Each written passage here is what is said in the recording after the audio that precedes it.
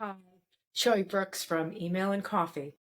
I talked with Joanne Homestead about email marketing lurkers, key takeaways, and storytelling. We discussed how stories and personal touches can turn your emails from broadcasts into conversations.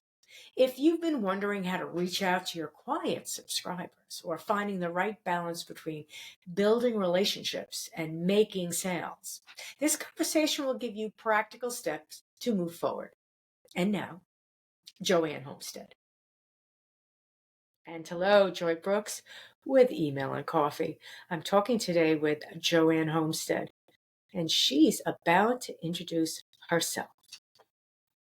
Thank you for the stage, Joy. And thank you so much for having me on here. Take it away, Joanne. I'll take it away. Yeah, I forgot my microphone. Should have brought my microphone with me. So, I'm talking today to. right? Oh, yeah, I know. I'm like, okay, I just have my kid's pencil that does not work very Oh, that's nice. Those are cute. They're cute, but they don't work very well. So They never did. They never did. they're not great. But anyhow, yes, I am Joanne Homestead, and I am super excited to be here with Joy today because we are both into emails. I am a former teacher of 15 years, and we spent quite a long time talking about this before the recording here on my experience in teaching, but then also bringing my passion into what I do now, which is email copywriting and copy coaching and the storyteller. So I love telling stories and I love to weave storytelling into copywriting in the fantastic world of emails. And it's an interesting. It's an, it, you know, it's becoming an interesting time of year with the Christmas coming around. There's Black Friday coming around. Email normally, I don't know, is this your first season for email? Christmas season? Oh no. So you mean for my business? Yes. So I'm in my fourth year now. Oh. So Well, how is the how first is year was not email specifically. I dabbled, but yeah, the last 3 years. how has your experience been with the Christmas holidays or just the holidays and email? Yeah, the holidays get really frantic. Everyone's very frantically trying to get their emails going because it's the holiday season. It is a time where everyone is buying is top of mind. And everyone wants to be buying. They're looking for deals. They're in the holiday spirits. They're getting ready for quarter one, January. Since I work with businesses, they talk all in quarters. Which, as a teacher, I used to talk in semesters. That's what we used to do. But now I'm like, okay, yeah, we're going. I had to get used to quarter one being in January because in teaching, we Q1 is begin in September. August, Oh, August to September. So it was a shift for me. But yeah, it's definitely like people are thinking about Black Friday and all that stuff. I would say like the clients I work with are some are really into the Black Friday and some are just like, no, that's not where I want to be because I've worked with a lot of clients in wellness and well-being. They are very intentional about like, how am I promoting my services? How am I promoting my offers in a way that feels good for their potential clients? And Black Friday generally does not give that sense of safety feeling. It feels very frantic. So yeah. Also, in wellness, there's a whole separate message going on for the holidays. yeah. Um, and it's not just about, well, I mean, for wellness to sell stress, it's not a good thing. It's sort Right. of, you know, but a lot of companies also drop off the face of the earth in December, not not as a consumer, but as a worker, Mm-hmm. because they normally get all their emails all together. Mhm. And sometime around the 15th, they're like, we're not sending, we're not creating anything else. Send this out. That's it. We'll see you, like the second, third week in January, because they're done with Yeah. their messaging. Yeah. And, it's all about like, what are we going to do for next year? Yeah, definitely preparing for the next year. I like how you said the 15th because I do feel like the 15th is the cutoff date, you know? Around that time. Yeah, around that time. And there is like a very, like, especially for wellness and well-being, a sense of like slowing down for the year. And I mean, usually they're talking a lot about the holidays in terms of how do you set boundaries with family members. You're going to be seeing a lot of family. How, how to enter the season feeling not stressed, like feeling good about all the activities and being able to decide for themselves like which ones they want to do, which ones they don't want to do. Like there's a lot around that, which I think it's so counter the culture that wants you to like speed up, like do all the things, do every single activity, take every moment and just, you know, basically share germs with each other because there's so many germs going around. I have two small kids, so germs are is very high on my No, really, no. Family events are normally every. That's when people come away from a family event, and within through 3 days, somebody's sick with something. Oh yeah. Yeah.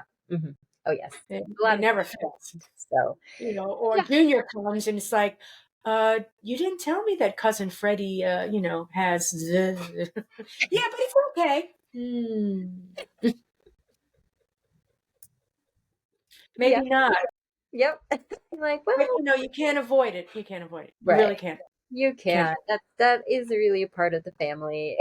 the, Can't avoid the germs go around. So yeah, the holidays. I mean, it's that season. I feel like everyone's talking about October right now. It's like October's crazy. Calendars are just brimming with events and summits and workshops and basically preparing for like, this whole holiday season. As a copywriter, do you find that you're getting generalized sometimes?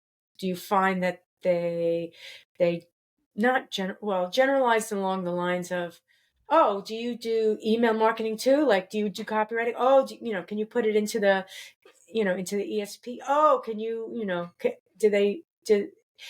It's oftentimes I found that they want one tool that fits it all, Hmm. and that's difficult.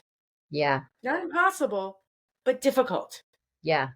Yeah, I generally, that's a great question. I generally, when people come to me, they know what I do because I am so niche as a copywriter. I do email copywriting. So if they are coming to me, they're coming for email copywriting support. What they do ask about is website copywriting. That's the one I get the most about.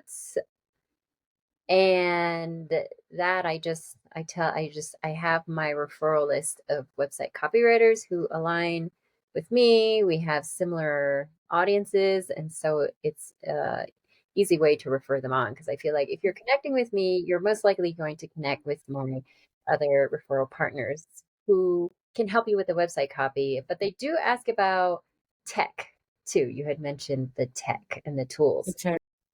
And so that is a piece where I tell them like I'm not specialized in this, but I can give you recommendations. And if you want to really dive into like the whole email tech side, which you know all about, Joy, is I'm going to refer you to my tech specialist because they are really going to know what to do with like you know, what you need to talk about is like the authorization of the emails, like deliverability, best platforms, all that stuff. And so There's a lot, there's a there's a lot. lot. And it's not it's not necessarily good to be a jack of all trades, Hmm. but I'm a jack of all trades. And as such, that's the experience I'm speaking from, because Hmm. they'll ask me to, they'll send me content that may be half baked, Hmm. and I can't just let it go. Hmm. Hmm. Can't let it Yeah, go. because you know enough about like that side of it. And that's how I feel about the email tech. Like I'm not a specialist in it, but I know enough to tell them like you got to send the test emails. You got to check all the links. You got to make sure it's all set up correctly in the back end because there's a lot of tech glitches that can happen there. And so Hmm. that is a piece of it where I've had some tech collaborators who've sent clients to me because they are looking for, they want the tech collaborator to set up their email sequence, but they don't have any content. They don't have any emails to set up. Right. Yeah, I mean, you found that the same way? You're kind of saying like I've they seen it all. I've seen it all. It's just like insane. I've seen content without any uh, goal or strategy. Mm-hmm. It's just, oh, well, we need to build an automation. Well, what is the automation for? It's an automation. Okay, Yeah. well, what do it's almost like, well, we were told that, we should have these automations and we should touch point people. Well, these seem to be like one-off emails and you're just putting them all together. Is there a Mm-hmm. reason? Are you automating it to make it easy? Is this a series? Like, what are you doing? Yeah. And so, I've talked so many times about this. Strategy Mm-hmm. is the special part of marketing that most people don't necessarily have have the brain for, or have consideration for, Yeah. or won't even bother. It's too much, Mm-hmm. almost, Mm-hmm. because it requires requires a plan. And it's very easy to send one-offs. Yeah. Yeah. When I say that, I don't want to make it oversimplified, but it's easy to say we're going to do one email a week, and we're going to develop an email calendar. And Joanne, I want you to fill out the calendar and have it done, and you could just go with that month after month after month. And your only question to the client is, okay, what's your voice? What's the conversation? And you could probably create content depending upon the business. You might be able to figure out a whole year worth of content because you're a storyteller, But the point is, what story are we telling? Yeah. You want me to make it up? I Yeah. can make it up, but that's probably not the best idea. Oh no, And no. I've done that. Oh yes, I definitely like I don't just write if, for my done for you. I don't just write emails that are just like these singular things. I'm like, no, we're going in with a strategy, as you're saying. Like, what is the offer? You what first of all, what's the offer? What do you want to offer? We're gonna focus on that so we can really nurture and sell. We're not just doing these one-off things here and there because that's the whole thing with like that's like my teacher brain kicking in is like we're going from point A to B to C. We're like connecting all the dots. So then like where's it going? And I think that's a big piece of it is a lot of people know having their email list is such a big asset for the business. So they have one, but they have no North Star. They don't know what they're doing with it. So for example, I was talking to someone last week. I'm in a market research phase, so I'm doing a bunch of feedback sessions. And I'm giving 20 minutes of free coaching or consulting with me as a thank you for their time. And she said she wanted to increase her conversion rate for emails. And so we actually went into her email service provider. I forget I think she uses Aweber maybe. And we're kind of like looking through the emails, which ones got higher conversions, which ones got none, and aligning it with her goals. And then within, I mean, it was 15 minutes, maybe 10, 15 minutes of digging. I said, oh, well, this, this one didn't get, this one got 0 clicks because this is your highest coaching service offer.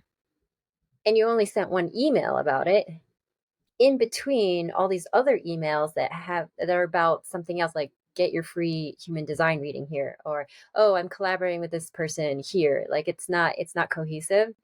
So I told her, like, just if you one of her goals for the end of this year is to sell more of her one-on-one coaching.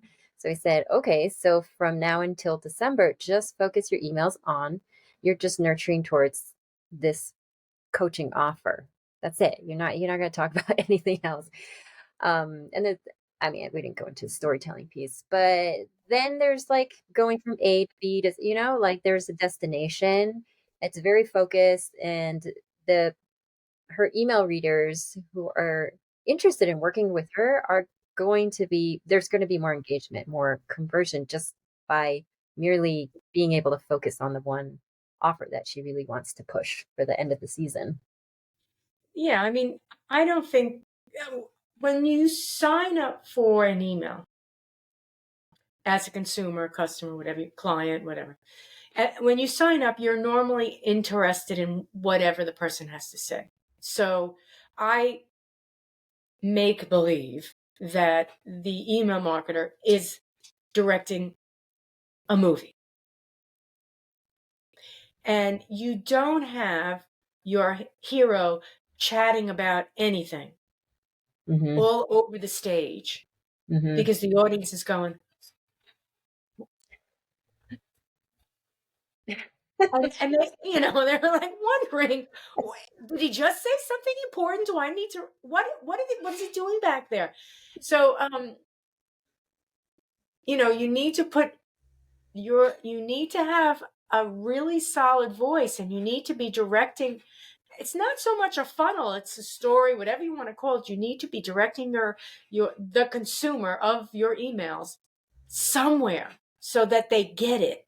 Oh yeah, it's like at the farmers market. If you're at the stand and the farmer there with the farmer's booth app is trying to sell you like 20 different vegetables or herbs or whatever it is, like, here, look at this one, and now look at this one, okay, now look at this one, oh, and this one's over here, and you're just like, oh wait, I don't even know. Like, I think I need Right. to back out of the booth because I don't even know where to start. I'm kind of overwhelmed. That's the point. That's the point, you've engaged with this person because you show interest Mm-hmm. and they deliver an unfocused um, presentation. And you could lose a customer like that. Mm-hmm. And there are all different kinds of emails. So Mm-hmm. um, we're not really talking about direct to consumer because that's so different than a coach or a B2B type of a situation, any type of business to business. Right, yeah. It's very different because you are nurturing them. You're nurturing them about, direct to consumer, but it's essentially, it's like, do you want a pair of sneakers or you don't?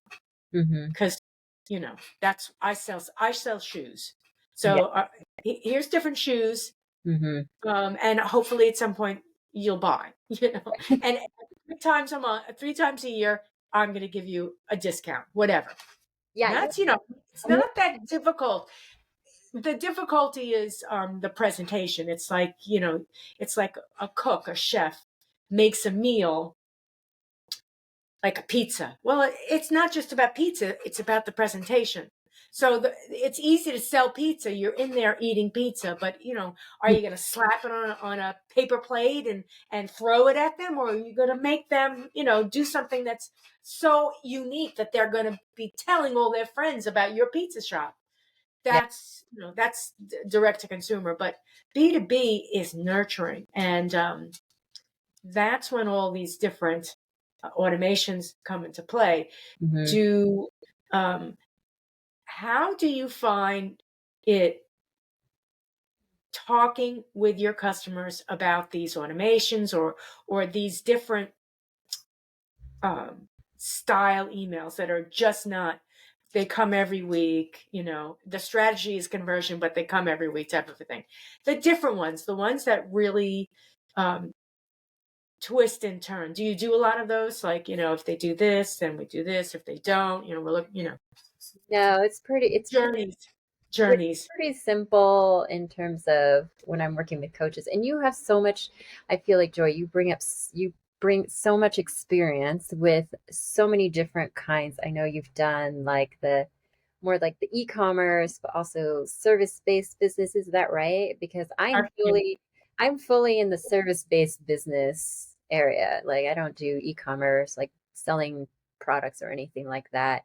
I did one client at the very beginning, which is another whole story, but that I realized through that, like I really find my passion is with the service-based businesses. So basically, the three types of sequences that I love recommending is a welcome nurture sequence. That is really setting the tone for when someone comes into your email community. It's really providing that value and it's starting to nurture them to an paid or free offer, depending on your business and your goals and all that. And then a pre launch nurture sequence, and then a sales launch email sequence. A lot of people want to start with the sales launch email sequence, but I tell them, well, you gotta nurture them specifically to this offer and then do the sales launch. And some people want to start with the welcome nurture sequence. Like I had a client like this back in the spring. She came to me and she said, I feel like I don't have like any automated email. She has been consistently writing to her email list, a lot of lurkers, um, opening emails but not clicking or doing anything much. She said, I need a welcome nurture sequence. And I asked her, like why a welcome nurture sequence? And she said, because it sounds like people talk about that. And so I think I need one. And I said, well, actually, I think you actually could, since you've been nurturing your email community, I say let's put our efforts into what's the offer you want to sell. Okay, work backwards and let's do a pre-launch. Let's work on a pre-launch nurture sequence that goes into a sales sequence instead of a welcome nurture sequence because she wasn't in a stage where she really wanted to be growing her email community at this point. So it was like, well, yeah, let's put our efforts here. So it's figuring out like what sequence makes sense too, because usually I find clients come and they're actually not. They think they need the one, but actually a they need Another. a different one. And then in And within that sequence, I feel like they can still be sending like timely email newsletters out, with things that you can tell that I'm right here right now writing this to you. Um, right.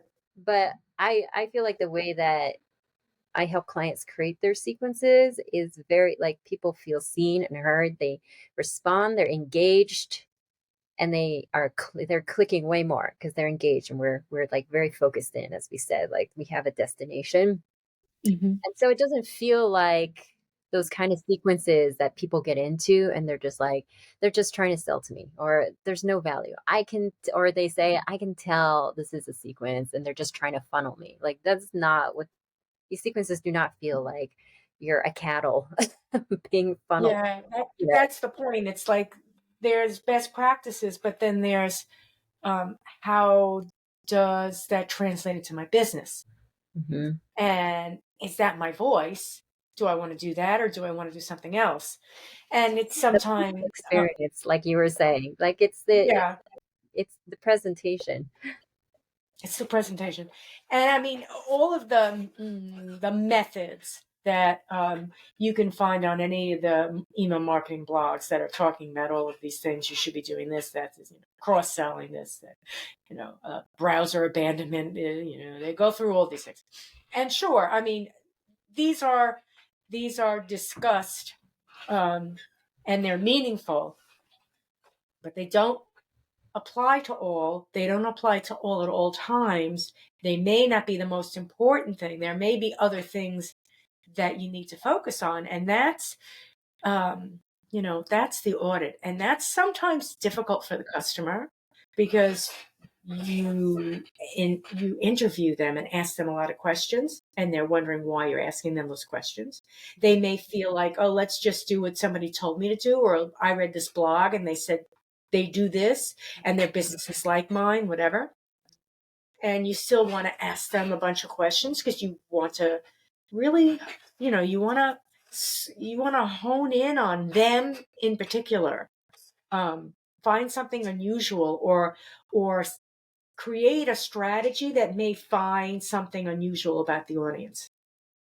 Yeah. May set a customer may say no one's clicking, and you say, okay, let's adjust the content, and then you still find that nobody's clicking, and then you may think we need to find out who this audience is, like Yeah, who's on there? what's going on, what's Mm-hmm. going on, what do they want, like if they're Mm-hmm. still opening Mm-hmm. to a grand extent, although opens are difficult to Yeah. really Yes. um, That's another whole conversation. they're a difficult metric, but assuming that you can assume that people are opening, um, but they're not doing anything. There are different ways to use email marketing that are not only about selling product. They can help you understand your audience, and that's something that, again, many customers don't understand because they think they know everything. Oh, I know my customers. I know these people. Mm-hmm. They're this. Mm-hmm. They're like, well, they may be. Like, Mm-hmm. well, what if they're not? Right. And that's where the email, like whatever email service provider or CRM you're using, you're getting data back. Like you're saying, oh, they're opening, but they're not engaging any other way. And also open rates are hard to kind of track anyway.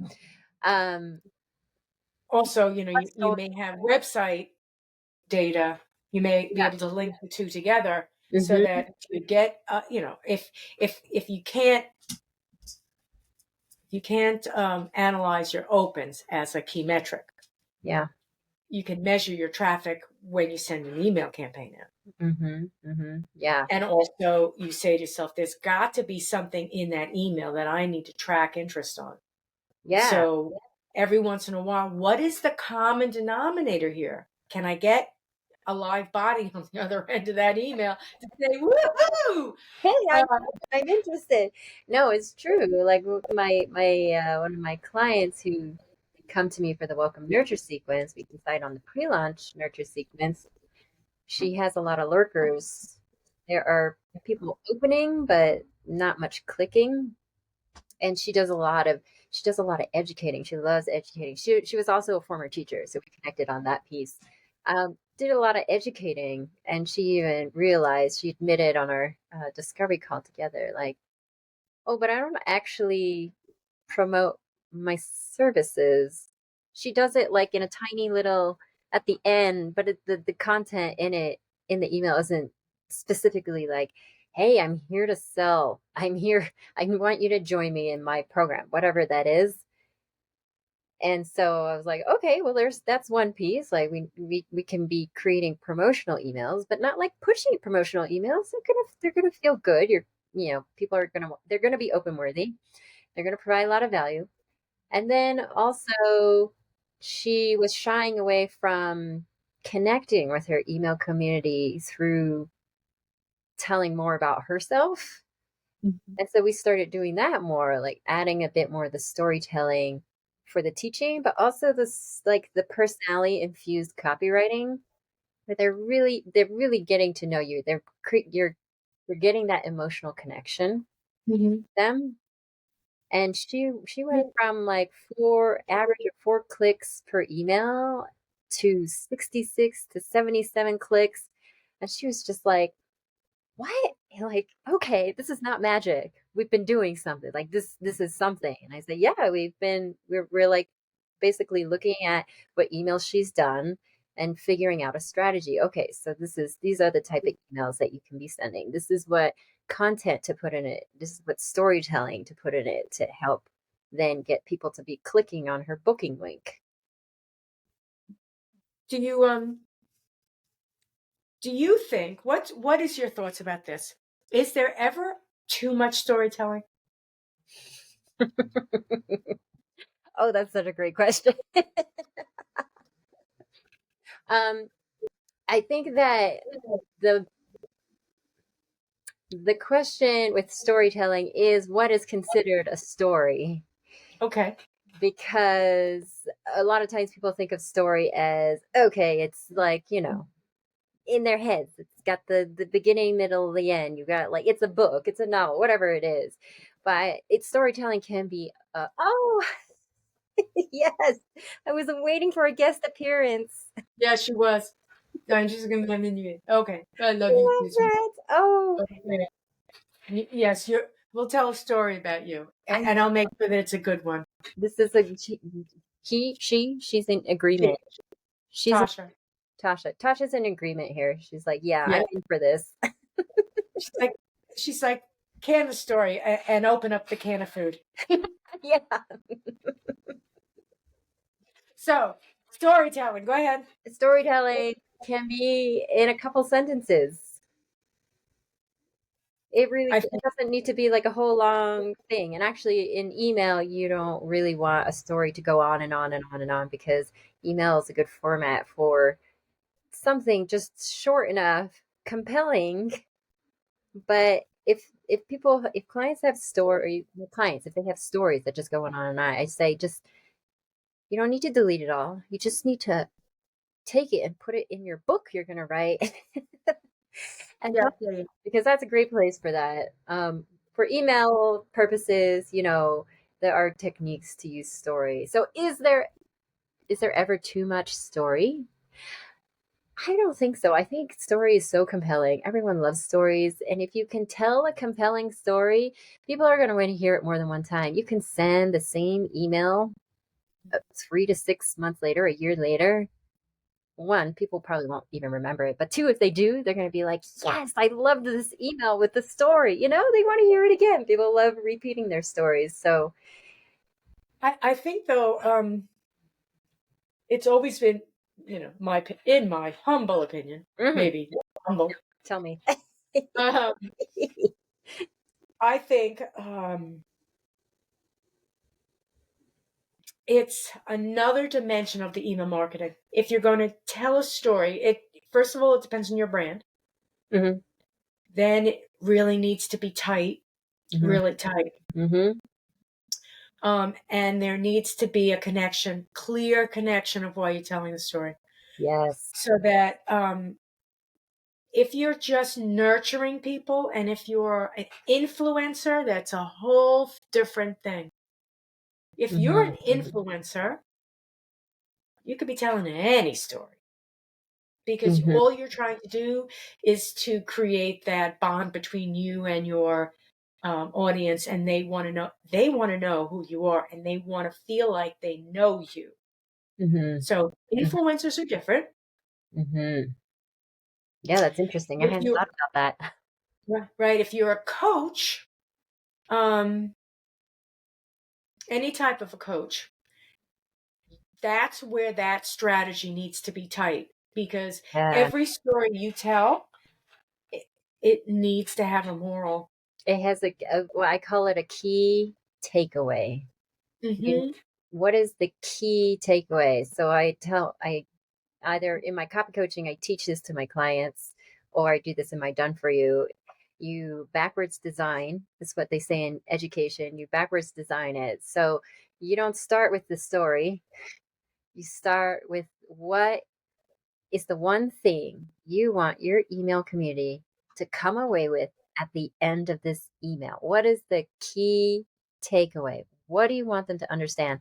And you can get that from we do like figuring out your marketing content, your content pillars and all that. So you don't have to think about like, I don't know what the key takeaway is. You just pick from there.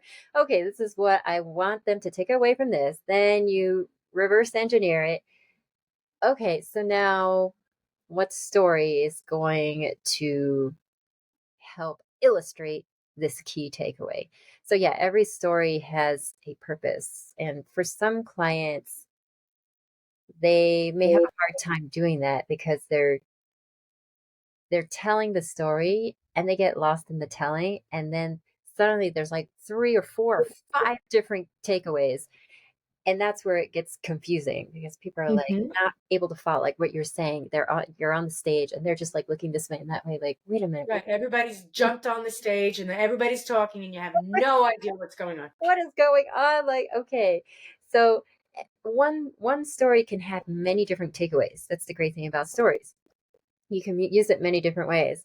But especially like with the coaching industry, you just pick one, okay? There could be many, but that's okay. We're just going to pick the one key takeaway. And the story is leading to that Right. piece so that they either have like a shift in their perspective, they have some kind of Right. mindset shift, or they have a new understanding of this perspective. And that's getting them closer to then either awareness of their problem, maybe they're not even aware, or now they're more aware of the root cause of the problem, like, oh, this is why I'm having this problem, which is all leading to, oh, and this is how I And can this is the help you. solution. Yeah, this is the Right. solution. Exactly. And here's my solution. That's the point. And Yeah. that's it very clearly. I mean, and that's where the storytelling is so important, but it's like you said, it's difficult because you do need to backwards engineer it. You need to, Yeah. and I've done this. I, I tell people the same thing about their data. Um, if you're, if you're running campaigns, what you do is if you have any strategy against your campaigns, you're like, well, this campaign was, for sneakers. Okay, so let's take a look at everybody that clicked and bought sneakers. Okay, so now let's look at your data and let's create a new campaign from your data. Mhm. What? Like, yeah, what do you mean? Like, okay, well, we've got 150 people that bought sneakers. So do you want to run a cross sell campaign for them? Is it too small and you don't even want to bother with it? Or is it, do you think that it's worth, trying to sell them, I don't know, hats, socks, whatever, other sneakers, whatever. Um, do you want to do that? We could do that. Looking at your data, there's 150 people that purchased. Do you just want to leave them there and say, bye, next week we'll be selling, loafers, and Mhm. screw the people who bought sneakers. We don't care. And Yeah. by the way, they'll get the loafer campaign too. Yeah. It's sort of like you do need to stay focused, and Hmm. a lot of people take the easy way out. Hmm. A lot of people take the easy way out, so they're just like, "Oh, Joanne, just write the campaign." You're like, "Yes, I could do that. Yes, I could do that." I don't. Everything that we've just discussed. If you don't feel strongly about anything, I'll take the lead in this. But it's far better. It's far better to understand that you're going to have 6 campaigns. And at some point in time, you want maybe at 3 points in those campaigns, 3 different campaigns, you want the light bulb to go off in their head. How are we going to do that? Those are the strategic campaigns. What do you want to do with those? You don't want to hit, call me every single time, hit that button, buy this, buy this, buy this. You maybe want to be soft and tell a story, at the end of which it's just, oh, that's fine. Yeah. And then the next campaign comes and there's an action item. Right. It's a journey. There's a journey to follow. And in order to get to the point of them feeling ready to consider, in the consideration stage to then buy, you need to go through the journey. You can't just leap Right. over.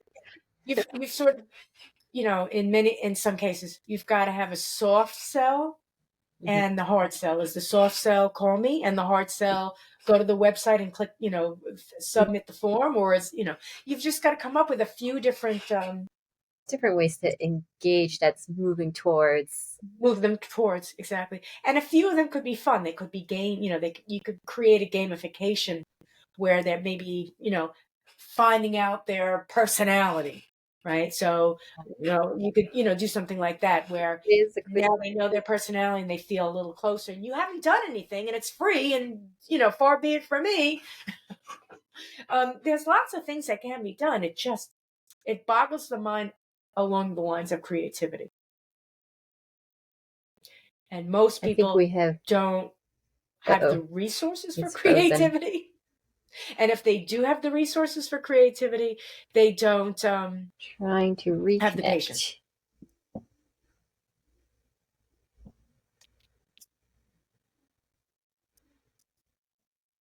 You're back.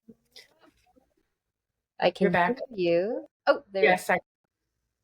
So what I was saying is that there are not everyone isn't able to. They don't have the patience for creativity. They don't have the resources for creativity, and it's a lot easier for them to bang out campaigns. Yeah, instead of taking that step back and make the plan. I mean, it's all in the plan. I feel like it's so much in the plan. I even say this, like, if you go to write your own email sequence, 80% of your efforts isn't even writing the email sequence. It's the strategy before that. It's setting the foundation, making sure you have all the information you need, like, okay, what and how does this all align to your business goals? It's then outlining it out.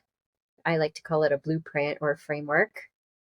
So then when you go to write it, it's only 20% effort to actually write the sequence because you've done all the heavy lifting, and then you just connect the dots. That's what I like to say. Like, the writing is Right. just connecting the dots. And at that point, you've also been able to, I'll use the word assume, their voice. So you understand their not only what they sound like, but the words they use, things of that, their business. Because even though the businesses may be the same, the words that they use may be a little different. Their words are different, and even coaches that are in the same industry, they all they they're all in the same industry, and they might be providing the same expertise, but they all come with their own unique value proposition, which is really, I'm just saying, like, you're just combining your training, your personal experiences, your work experiences, your values, your personality, wrap that all up. That's your unique value proposition right there. And so what Yeah, you're offering is going to be different than another expert in your industry because you right. created it from your experiences that you've had. And it is what separates your customers from someone else's customers. And just because you can solve all their problems, or you could solve a large group, you've got a solution for a large group of people, but the subset of those people are your people. Not everybody's going to be able to work with you, and you need to be able to handle that Yeah, and yeah, not constantly talk to everyone. yeah. I don't know what's the like. I'm so curious to know your experience with that in your own email career. Yeah, it's difficult. It's always difficult for customers because they pride themselves on quantity, and then they'll say, and it's a quality list. Mhm, So it's not. It's a small list and it's really quality. It's normally, yeah, I've got a lot of names and they're all my people. And it's hard to tell them, okay, you're not gonna prove it to me until I see the stats. They're not all your people. I'm just telling you that. mhm, Let's not, use a big brush. mhm, But in some cases, they just don't want to niche down. It's uncomfortable for them. They mhm, don't want to get rid of these people. And in truth, I can understand that because I'm a consumer and I might not appear to be a customer for someone until it's time for me to buy it. mhm. So I may not be fully engaged with a brand. I'm a lurker. Yeah. I'm a lurker. Yep. And so in that respect, the customer's right, right? The customer's right. Let's not assume that if they're not engaged that we should just get rid of these people. Because, in many cases, um, what's the business may be cyclical and cyclical along the lines of when a person gets to a point in their journey and they're ready to purchase, they purchase. Hmm. But it also may be cyclical, like it normally people normally connect Christmas time. People normally connect in the summer, whatever it is. Hmm. And then the person who's buying may have a cycle that maybe they only buy once a year, Yeah. and that's when they get their bonus. You don't even know what that point is, Hmm. and they're just waiting to save up that money because the price point may be enough that they don't have the money saved and they don't want to put it on the card, Hmm. whatever it is. So, it, you know, it, it is difficult. It is difficult. And I don't always tell people to clean out their list and get rid of it. Hmm. What I do tell people is if you've got lurkers, Hmm. create content for them. Hmm. Try to find out who they are. Hmm. There Yeah. may be, there may be people that are somewhat interested. There may be people that gave up Right. and they're just not unsubscribing. Hmm. Hmm. But there's still some point that they're wanting to reconnect, and it's teeny. Yeah. It's teeny. Yeah. They may, you know, if it's sort of like a gym or a health food program or something like that, and they're on your list and they're lurking, but they haven't unsubscribed. Hmm. That means something. Hmm. It Right. could mean that your deliverability stinks and they're not getting it, Right. or it could mean that these lurkers, their problems are deeper set. They're not closing for whatever reason. They don't have the Yeah. money, the products, the service is too expensive. Hmm. They can't make it to the gym. They went to the gym before, they had a bad experience. I mean, anything could be going on here. But Right. they're waiting for you to solve their problem. Yeah. And to be able to talk to them in a way that will help them take that action. Uh-huh. And that action may be a no, like, no, this isn't right for me, which is great because they've made the decision. You want people will delay their decision for as long as they want. It just keeps cycling in their heads. Yeah, Like, yeah, yeah, I'll make a decision tomorrow or the next day. Oh, next week, next month. Like, how do you help them make the decision now right, so they can move right. forward? It doesn't even have to be the yes. It could just be like, no, this is just not the time for me, but at least they've made the decision. And that's the other side of the coin. It's like, um, do you want to identify the do you want to clearly identify people that are um, on the sidelines and force them one way or the other? Do you want to force them? Do you want them off your list? Because That's that's another action. yes. I mean, I personally for myself, I have unsubscribed from email newsletters that I was interested in, but now I'm just like, no, this is not the time. And then I subscribe again like a few months later because I'm like, okay, now is the time I want to get this, I want to be getting that information. So even if they unsubscribe, it's not necessarily like a total loss. They could just Yeah, it's not. The thing is, it's not a total loss because I mean, if they're angry with you, I don't know how sophisticated they are, but I'm an email marketer. I'm sophisticated. If I'm angry with any brand, um, especially if it's a brand that I have not subscribed to, and mm, suddenly it's in my box, oh yeah. I hit spam Oh yeah. because I'm telling the Hmm. marketing department, don't do this. No. This is not right. Yo, Don't send absolutely. stuff. Oh, I know. That's like that's So I'll hit the spam, but worst thing you I'm can otherwise do. I'm otherwise not that aggressive. So I get an email and I get an email and I'm not really into the brand.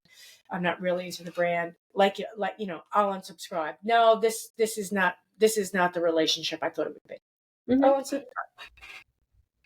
um, but then there's the emails that I allow to keep coming and coming and coming, and I'm lurking because, as I said, I know I'm going to eventually buy. Hmm. Um, I don't know when. Hmm. It may be a special item that suddenly comes in, Yeah. right? It, And so I wouldn't want them to stop emailing me. I would not want them to stop emailing me. yeah. And see, I And think that's such a great these are difficult perspective. situations. I think that's such a good perspective to have because a lot of people will, when they send an email, but there's no action taken from the other end, they assume it's, oh, they're not interested. But like what you're saying is they are interested. They're just waiting for the right time. They're waiting for the right, I don't know, they're waiting for the right email to hit them and be like, oh, yeah, this is it. And again, it's different, with, again, like service based businesses versus, e commerce products. Right, Very different. right, exactly, Yeah. exactly, So, exactly. But the similarity may be um, if it's e-commerce and they've got a product they keep sending me, and I'm not necessarily even clicking on the website. I'm not even going there. Um, as opposed to I get some product and I do click into it and I am engaging, but I'm not purchasing. That's different. mhm. Um, and there should be a different strategy. Now, the same thing goes for if there's a relationship um, where I'm doing webinars and I want you to come to the webinars, and at some point in time, having gone to the webinars, they convert into one-on-ones, whatever. There are so many different service methodologies for services, and everybody should think about those. Again, it's not just, oh, we're going to do emails. It's like, well, what else are you doing in your emails? Right. And those are the thoughts that need to be had, and they're difficult conversations because they're way beyond content.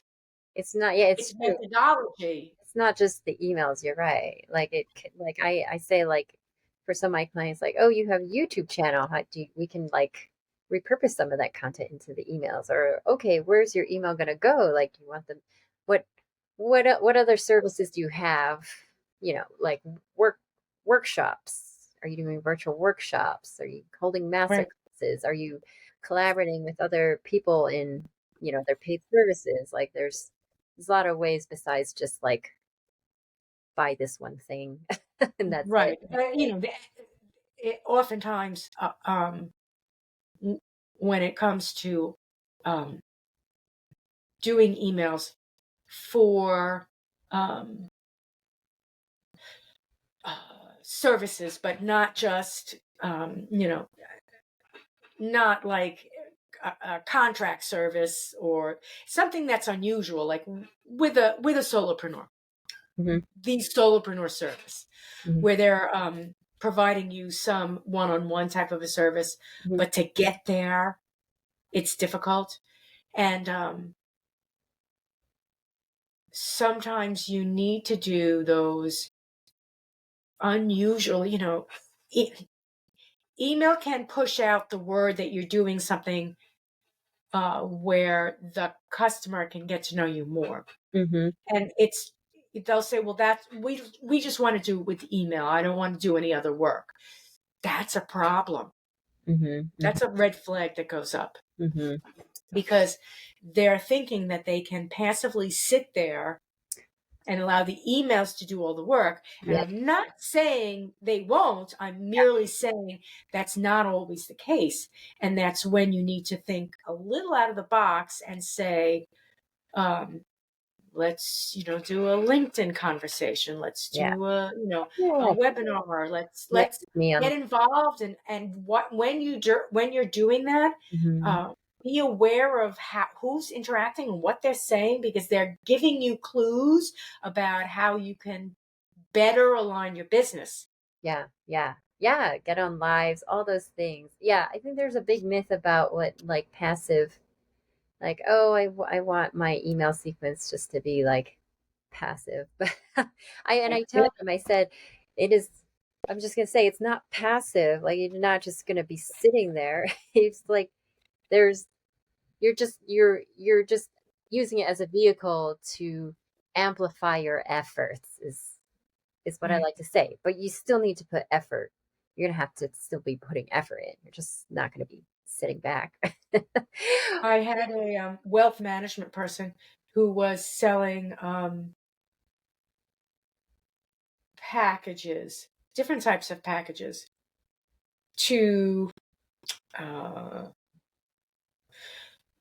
people, not um, not the end user, but the person who's selling the wealth management. Mm, So he's selling services to wealth management people. hmm Put it that way. hmm So I said, okay, we'll put the sequence. We'll have a sequence. We'll put it together. And at the end of 3 months, we'll take a look at the stats. I said, but along the lines, I want you to be aware of who's clicking and who's opening. You might want to make a few phone calls, find out who these people are, get an idea of, is it right? Is it wrong? hmm This is doing your sales for you, but this is doing, the first one or two phone calls. The email's doing the first one or two phone calls, hmm but the third one needs to be a phone call. hmm Just saying, you eventually. So that concept didn't get through. And so we went through the first 3 months, and I said, well, here's your data. Have you contacted these 10 people? Silence. And I'm like, that these people are going to be able to tell you if this program is working or not. hmm If you don't contact these people, we don't know hmm if we need to totally revamp, hmm fix number 3 in the sequence, hmm um, you know, do a webinar. We don't know what we're doing here. Yeah. Or, and they thought that email marketing would do it all. They Yeah. really did. Well, Yeah. I was told, a lot of people tell me that email marketing made them the money. And I'm like, it's not that it is or isn't true. Yeah. It's not totally true. And it's not false. Right. Yes. It's true. I mean, I feel like if I think about uh I joined a money program this year and I purchased it through this their sales email sequence, but I first was nurtured through her podcast. So, yes, her emails are helping her to be able to just sell her money program. And it's at a price point where, you don't need to get on a sales call. So I just directly purchase from the email. I mean, it goes through a sales page, but by that point, Right. I'm already sold. I'm like, I don't need to look at the sales page. I just need to find the link to purchase.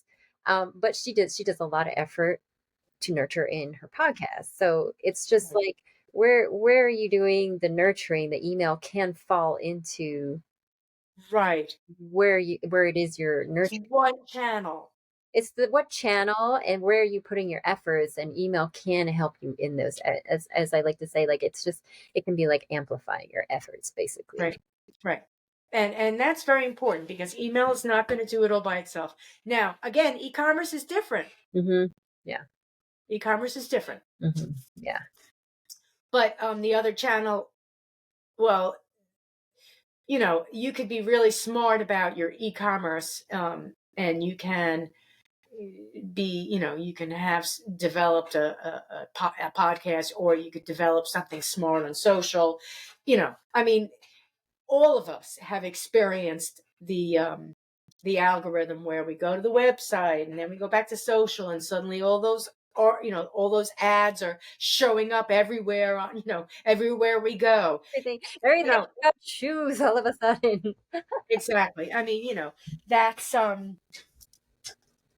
it, to some extent in Facebook these days, the ads are more important than what the people are saying. I'll go to Facebook and every other post will be some sort of an ad Yes. or Yeah. some sort of a matching content. So many ads. Yeah, yeah. And Yeah, I don't go on Facebook very much. it's gotten to the point where, oh, you know what? This is more, I relate more to this matching content than I do to my high school friend that's telling the same story over and over again Yeah. about who she's going to vote for and why. Yeah, no, Facebook has Um, changed. right? So I'm, it's like it's an odd thing, but personally, I'm not on social media. I'm only on it for my business, but my personal side, I'm never checking. My husband will ask me like, "Oh, did you look at my Instagram reel I sent you?" I was like, "I did not, because I don't go, I don't go on my personal social media. I'm just going on it for business." it pretty much has come down to that for me. Yeah, but I have gotten into podcasts. Like I've been really enjoying podcasts now. So, Streaming content is very. I enjoy streaming content, mhm, and I don't have any idea what regular programming is anymore because I'll turn my TV on and go right over to YouTube. yeah, YouTube. And I'll watch either something that it matches or I'll go to someone that I follow. Yeah, yeah. Oh, so And so you do a lot I with you. You watch a lot on YouTube. I haven't quite gotten there. I'm into the podcast. I'm like, I don't know. YouTube would be a good. I feel like a good place. well, there's the Apple people, Mm-hmm. right? And then there's the YouTube people, and the YouTube people are both Apple and Android, but Mm-hmm. I don't have any Apple devices, so I'm not Mm-hmm. going to any of their content. Mm-hmm.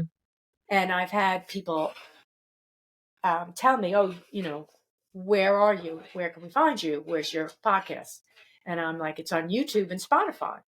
"Oh, aren't you on any Apple?" I'm like, "I don't have an Apple device, so Mm-hmm. I can't even put my stuff up there. Yeah, yeah. I'd have to buy an Apple device to put it up there." And Oh, I'm like, "I don't like that proprietary stuff. right. I didn't even thought about that. Hmm. I'd have to have some type of Apple ID." Oh, interesting. Okay. Yes, I do. I listen to podcasts on Spotify too, because some aren't on Apple. I have an Apple phone, Right, but I also have Spotify app too for those podcasts that aren't right. Apple. I'm like, well, I still want to listen to it, so I'm gonna I'm gonna get Spotify on there. But yeah, YouTube. Yeah, I Spotify you can't put on your TV yet. Not on the TV, no, just on my phone. Yeah, that's And YouTube you can cast onto your TV. yeah. So Spotify figures that out and they will Hmm. because Spotify is absolutely competing Hmm. Hmm. with YouTube. And YouTube is king Yeah, right now. yeah. Right. Um, that's why Spotify started doing podcasts. Well, first they did audio Hmm. and music, Hmm. then they did audio podcasts, Hmm. and then they started doing video. So it's clear that they're competing. Yeah, yeah. It's That's so clear. interesting. But YouTube is, and YouTube has music too. Yeah. Yeah, I go to YouTube for music as well. Yeah. Right. So, So many you know, different places.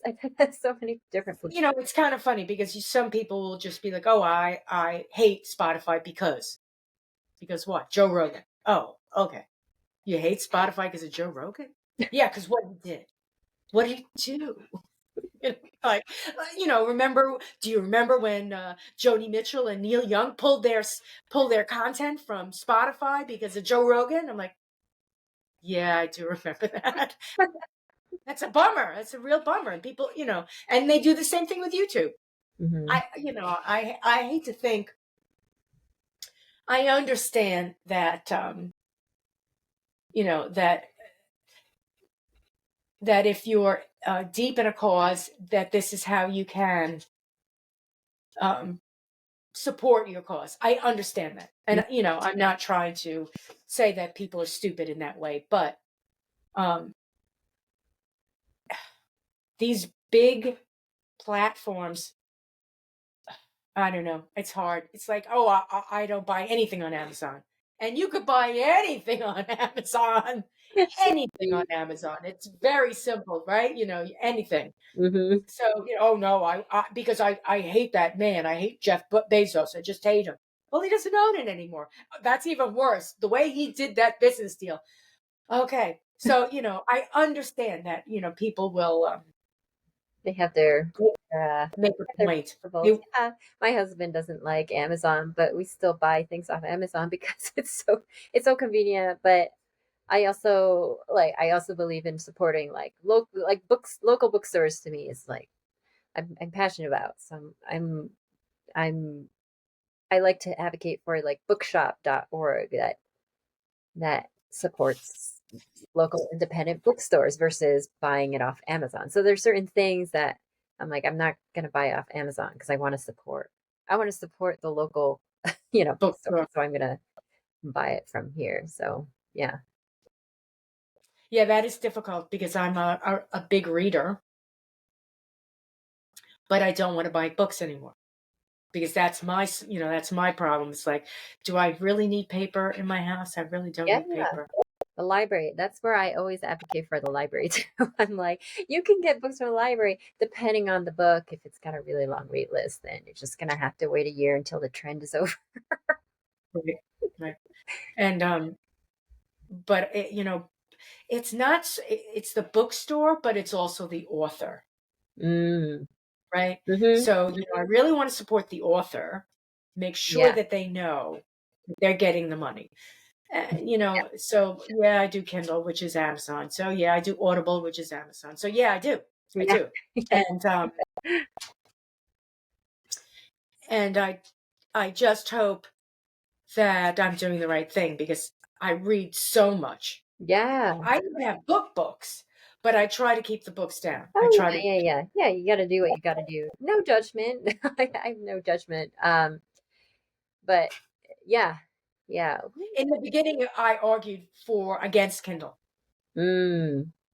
And I had a a Nook Mm. because it was Barnes and Noble.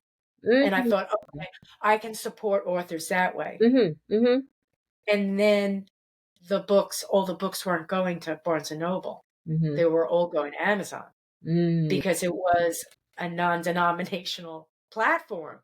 Mhm. Amazon is not a book publisher. Mhm. It's not a, bookshop. So Mhm. all the books were going there and I was like, oh, I'm going to have to get a Kindle. Yeah. Got a Kindle. And there are still, there's some books won't publish that, some authors won't publish on Amazon, but they're biting their nose to Yeah. spite their face. Yeah. It's yeah, I started an in-person networking group. That was just last month, huh? Yeah, in September. But one of the things I brought up, no, we've had two meetings already. Anyway, sorry.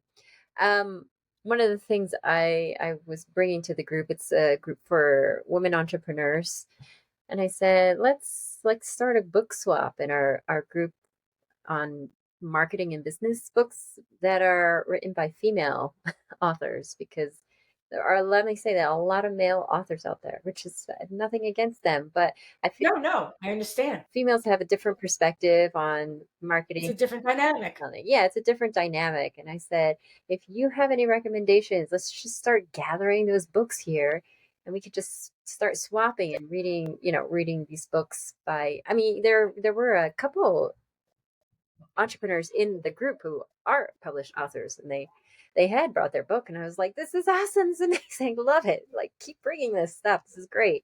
I really want to support all the female writers out there who you know are putting their, yeah, they're putting their value, their content out there. through books. Mhm. So, Joanne, where can people find you? You know, we didn't talk about teaching. Maybe we'll do it another time. Where can people find you on the internet, or how can people connect with you? How So best can people connect? I am active on LinkedIn. So they can find me by my name, Joanne Homestead. I'm the only Joanne Homestead on LinkedIn. So Oh boy, it's I'll put the link down there. oh, perfect. Yeah, point down here. So you can just search me, Joanne Homestead, there. I love connecting there. You can also look up Joanne Homestead Copywriter. That will also come up. And then my website, deskplantcreatives.com. You can learn more about me there. And of course, you can join my free email community where I write emails of all flavors, but also have tips on copywriting, email strategy, as we were talking about, like strategy involved, email sequences, and again, stories of all flavors. They are fun to write. I really enjoy. That's like one of my favorite things to do is to write to my email community. It's fun. Thank you so much. Oh, I have. and I'll give you the link if they want to join the email community. I have a Okay. I have a free guide they can sign up for and then to Okay. the Send me that. community. Yeah. Send me that. So I'll send you the link to that. I have a women's group, so let's you and I talk about maybe you like showing up at the women's group to talk about copywriting. Oh yeah, I'd love to. We'll talk about that. Okay. Sounds great. That's for another day too. I can talk about it all day long. Cool. Thanks so much. I appreciate it. I Yeah. appreciate you coming on. Thank you, Joy. I really enjoyed our conversation. Great. And that's a Friday wrap. Yes, it is. It's been